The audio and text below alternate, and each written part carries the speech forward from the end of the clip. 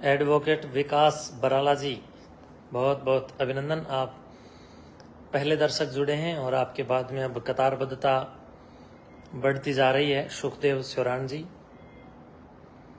और इसके साथ साथ विक्रम शर्मा जी, आप सभी दर्शक जो मुझे अभी देख पा रहे हैं, मैं आप सबका आपके चलभाष यंत्र के स्क्रीन पर उपस्थित होकर के आपसे मैं अभी साक्षात्कार कर रहा हूं। बंधुओं, मैं आपका महंत सुकराईनाथ योगी आज आपके बीच में एक विशेष चर्चा को लेकर के उपस्थित हुआ हूं। अभी मेरे को देख पा रहे हैं श्रीमान अंकित रेड्डू जी, श्रीमान संदीप चहल जी, सुखदेव चौरान जी, कालू बाबा जी, पंडित दयानंद शास्त्री जी, विक्की मलिक जी, विकास खटकड़, नवदीप बेनीवाल, दुहन साहिल जी, संदीप खरब जी, अमित कुमार धीमान जी, पंकज कश्यप जी, गुरमीत संधु जी, संदीप चौरान भाई, अनिल कुमार जी, अमित कुमार सहारण जी। प्रिय बंधुओं, आज आपको मैं बताना चाहूंगा कि अभी मैंने कुछ मेरे पास फोन कॉल आए और कुछ चर्चाएं हवाओं में उड़ रही थी, तो मुझे सुनने को मिला कि लोग एक रूमर फैला रहे हैं कहीं कि महंत जी तो भाग गए। बंधुओं, ऐसा कोई, मैं समझता हूं कि भागने जैसा काम मैंने नहीं किया। और भाग कहाँ गया, मैं बिल्कुल हरियाणा पुलिस की निगरानी में रहा हूं और हरियाणा पुलिस की निगरानी में मैं सुबह अपनी यात्रा पर निकला था। और इसके लिए आप देख सकते हैं कि पिछले 2 दिन से मैं मठ संस्थान कोथ में भी उपस्थित था, और आज सुबह लगभग 4 बजे से लेकर 4:15 के बीच में ही हम लोग शायद निकले हैं। मेरे को फिक्स समय लगभग यही लगता है। और जो लोग इल्जाम लगा रहे हैं, मैं उनसे कहना चाहूंगा कि आप लोगों ने जो गेट के सामने कोई बड़े से सीसीटीवी कैमरे लगा रखे हैं, एक बार उसमें पूरी आंखें खोल करके ढंग से सीसीटीवी का कोई समय देख लें, तब जाकर के आपको बाहर लोगों से कोई बात बोलनी चाहिए।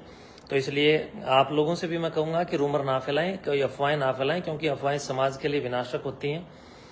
अफवाहें जब चलती हैं तो वो कहीं ना कहीं किसी का भी कोई नुकसान कर सकती हैं। तो आपस में मत लड़िए। और रही बात, लोग कह रहे हैं कि फोन के द्वारा संपर्क करके मुझे बता रहे हैं कि कुछ लोग रूमर फैला रहे हैं कि फलां सामान मठ का खाली हो गया, ये वो सब झूठी बातें हैं। जब मठ में आप लोग प्रवेश करोगे तो मुझे अभी जो ग्रामवासी देख रहे हैं, एक बार आप अभी बेशक जाकर के देख सकते हैं।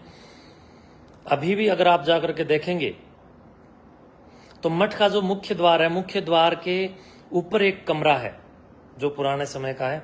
उस कमरे में बिल्कुल पूरे बर्तन भरे हुए हैं, ठसाठस वो भरा हुआ है। इसके साथ साथ जो टीन शेड के नीचे जो 3 कमरे पुराने बने हुए थे, उस टीन शेड में बीच वाले कमरे के अंदर भी काफी बर्तन वगैरह हैं। और 1 नंबर जो कमरा है गेट की तरफ से, उस कमरे के अंदर अनाज का भंडार भरा हुआ है। अनाज की बड़ी बड़ी टंकियां भरी हुई हैं और बहुत सारे कट्टों के अंदर गेहूं उसके अंदर बड़ी मात्रा के अंदर भरी हुई है। तो इसलिए जरा याद रखिए, अन्न का भंडार पूरा है, लेकिन कुछ लोग गुमराह कर रहे हैं, उन लोगों से आप गुमराह ना हो। बर्तन भी वहां पर पूरे हैं, क्योंकि मैं एक गाड़ी में जब आया हूं तो आप देख सकते हैं मेरी गाड़ी के अंदर जो सुबह का जो समय है वो क्या रहा होगा, और गाड़ी में कितना सामान आ सकता है। 5-7 जोड़ी कपड़े थे और बाकी मेरे साथ में कुछ पुलिसकर्मी थे और कुछ, एक मेरा पायलट, एक मेरा ड्राइवर था, और इसके साथ साथ 1-2 और सेवा सहयोगी मित्र या सेवक साथ में थे। तो कृपया किसी भी प्रकार का रूमर ना फैलाएं। अफवाहें समाज का कभी भला नहीं करती हैं और अफवाहें समाज का बेड़ा गर्क कर देती हैं। इसलिए आप लोग जरा विचार कीजिए। और जो झूमर वाला जो भवन है, अष्टपहलू भवन, उसके ऊपर अगर आप लोग जाकर के देखेंगे तो वहां पर जो बड़ी बड़ी संदूखें जो रखी हैं, उन संदूकों के अंदर कितने ही कंबल और जितना भी सेवादारों के लिए जो वस्त्र आदि की जो व्यवस्था है वहां पर है। और ऊपर कितने रूम जो हैं वो किस प्रकार से डेकोरेट हैं। 2 रूम तो ऊपर बहुत अच्छे हैं, एक एसी रूम है आने जाने वालों के लिए, एक डेकोरेशन किया हुआ रूम है बिल्कुल जहां नीचे नवनाथों का दरबार बना रहे हैं उसके बिल्कुल ऊपर है। सामने वाली जो पीले रंग की जो एक कोठी है उसमें भी आप जाकर के देख सकते हैं कि जितना सामान उसमें था वो यूं का यूं है। हमें क्या करना है? दूसरी बात, हमने तो इस मठ के अंदर सामान भरने का प्रयास किया है, कोई घटिया काम करके अपने को अपनी इज्जत और अपने को समाज के सामने गिरावट की ओर नहीं चलना है।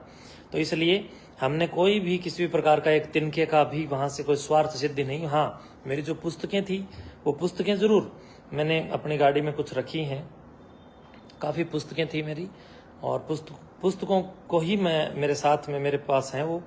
और उसके बाद मैं आपको बता देना चाहता हूं कि अंदर आप जाकर के भंडार घर में देखेंगे तो बाहर जो भंडार है उसमें अलग से बर्तन है, और अंदर जो भंडार है उसमें अलग से बर्तन है। पूरी ड्रावर आदि को खोल करके आप देखेंगे तो वो बिल्कुल भरा हुआ है, और किसी भी प्रकार से जिधर कोई सामान ना रखा है उधर कैमरा करके लोगों को मूर्ख बनाने का काम कुछ लोगों ने किया है। जबकि मैं जनता जनार्दन, समझदार जनता जनार्दन से अपील करूंगा कि आप खुद एक बार आंकलन करें, झूठी अफवाहों पर ध्यान ना दें, क्योंकि कुछ लोगों का काम ही इतना है कि मुझे बदनाम कैसे किया जाए, तो वो बदनामी के लिए विकल्पात्मक और संकल्पात्मक कार्य कर रहे हैं, जो कि बिल्कुल नहीं होने चाहिए।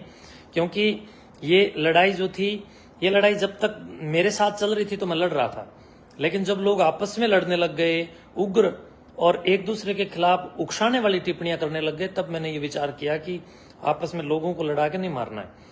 तो जो लोग लड़ें और फिर मैं वहां गद्दी पर रहूं तो ये कोई अच्छा मामला नहीं है। तो नाथ संप्रदाय की बैठक हुई, ये सारी बातें वहां हुई।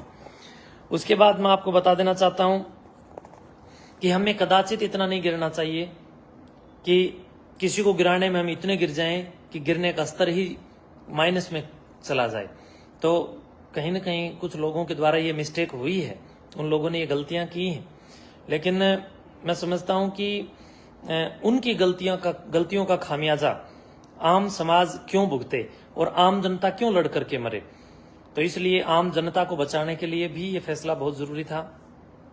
दूसरी बात, आप जनता जनार्दन ने मुझे जो पिछली 5-7 साल में जितना लाड प्यार दिया है उसका ऋण मैं पूरा कभी चुकती नहीं कर सकता, लेकिन मैं प्रयास करूंगा कि जितना भी मेरे से बन पड़ेगा मैं आप जनता जनार्दन की सेवा में हमेशा जीवन भर रहूंगा।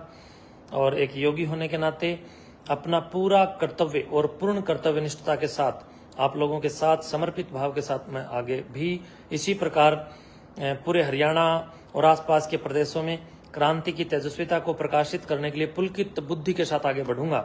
जिस प्रकार हमने पिछले वर्षों में काम किया है, ठीक उसी प्रकार हम आने वाले वर्षों के अंदर भी बड़े लेवल पर काम करेंगे और हरियाणा के अंदर शिक्षा की अलख जगाएंगे, नशाखोरी के खिलाफ काम करेंगे, जन जागरूकता के लिए भी काम करेंगे, और जितना भी बन पड़ेगा वृक्षारोपण से लेकर जल संरक्षण से लेकर भ्रूण हत्या के खिलाफ हम पूर्ण प्रतिबद्धता के साथ कटिबद्ध होकर के खड़े होंगे और संकल्पों के साथ खड़े होंगे, औरों को भी संकल्प अभियान में जोड़ेंगे।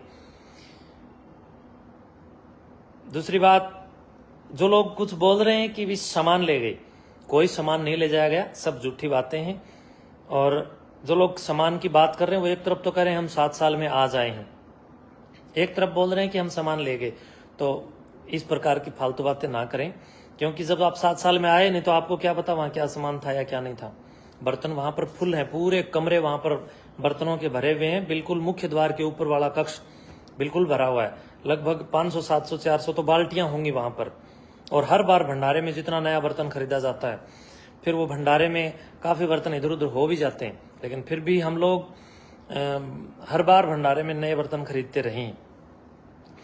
तो आप जनता जनार्दन के बीच में हो। रही बात मठ के हिसाब किताब की, तो मठ का हिसाब किताब जल्दी ही कुछ दिनों में हम लोग सभी साधु संत पूज्य महंत पीर हमारे हम लोग इकट्ठे होकर के सारे संतों के बीच में वो सब हिसाब किताब भी हम लोग देंगे। एक भी पैसा अगर मठ का कोई खाएगा तो मैं समझता हूँ उसको प्लास्टिक के कीड़े पड़ेंगे, चाहे उसमें मैं हूं चाहे कोई और हो। तो कभी भी हम लोगों को धार्मिक संस्थानों का पैसा अपने व्यक्तिगत कार्यों के लिए प्रयोग नहीं करना चाहिए। समाज के उदय के लिए, समाज की भलाई के लिए हमें कहीं ना कहीं सामाजिक अर्थव्यवस्था का, सामाजिक अर्थ का प्रयोग करना चाहिए, व्यक्तिगत के लिए नहीं। दूसरी बात, आप सबसे कहना चाहूंगा कि जितनी भी अफवाहें फैल रही हैं उन अफवाहों पर ध्यान ना दें, केवल और केवल अफवाहें हैं। और रात 3 बजे कुछ लोग कह रहे हैं कि रात 3 बजे आप गए हैं, तो ये सब बनी बनाई बातें हैं। और इसकी सच्चाई जानना है तो गेट मठ के बिल्कुल बाहर मेन सड़क के ऊपर सीसीटीवी कैमरे लगे हैं। तो जब हमारी गाड़ी गई है और मैं पुलिस की निगरानी में हूं, पुलिस की निगरानी में गया हूं, तो इसमें भाग कर जाना या नए जाने का तो कोई सवाल ही नहीं उठता है। और मैं अपने काम के लिए गया हूं, एक कार्य के लिए गया हूं। उस कार्य की सिद्धि के बाद मैं फिर आप लोगों के ही बीच में और मिलते भी रहेंगे, और जो है एक दूसरे के साथ मिलकर के अपने मठ का विकास हो, इसके लिए भी हमें प्रेरणा पुलकित करनी चाहिए, और हम लोग करेंगे। और मैं बधाई देना चाहता हूं हमारे योगीराज, जो वहां पर अभी नवनिर्वाचित गद्दी नशीन योगी जिताईनाथ जी महाराज हैं। जिताईनाथ जी गद्दी पर आसीन हुए हैं, उनको मेरी ओर से बहुत बहुत बधाई। मेरे अच्छे मित्र हैं, और हम दोनों के बीच में जो छोटा मोटा मतभेद था वो बिल्कुल खत्म हो चुका है, कोई मतभेद नहीं है। गद्दी पर रहना तो संत को ही है, चाहे वो कोई भी संत हो, तो इसलिए साधु संत सब एक बराबर हैं। और योगी जिताईनाथ जी का भी आप लोग साथ दीजिए जिस प्रकार मेरा दिया था, और मिलकर के सारे अपने मठ को और अपने समाज को उन्नति के पथ पर आगे लेकर के चलिए। क्योंकि योगी जिताईनाथ जी ने अब कार्यभार संभाला है, और धीरे धीरे वो इस सारे मैटर को समझेंगे, और समझने के बाद आप लोगों का जब उन्हें सहयोग मिलेगा तो वो बहुत कहीं ना कहीं बड़े स्तर पर काम करेंगे। बड़ौदा और कोथ दोनों गांवों की पुरानी कहावतें भी रही हैं, इनमें कोई फर्क नहीं है। बड़ौदा, कोथ, नाड़ा, खापड़, गैबीनगर, जयजवान, बरसोला, बुडायन, कापड़ो, ये सारे गांव एक मित्र गांव हैं। इसके आसपास में गांव भोंगरा है, बुडायन है, या अलीपुरा है, या आसपास में जितना भी परिक्षेत्र मंडल है, वो सब एक मित्र मंडल के रूप में रहे, और मिलकर के अपनी गद्दी परंपरा को, पौराणिक परंपरा को, सिद्धों की परंपरा को, संतों की परंपरा को आगे बढ़ाएं। और इन इल्जामों से और इन फेक न्यूज खबर से बिल्कुल बचिए।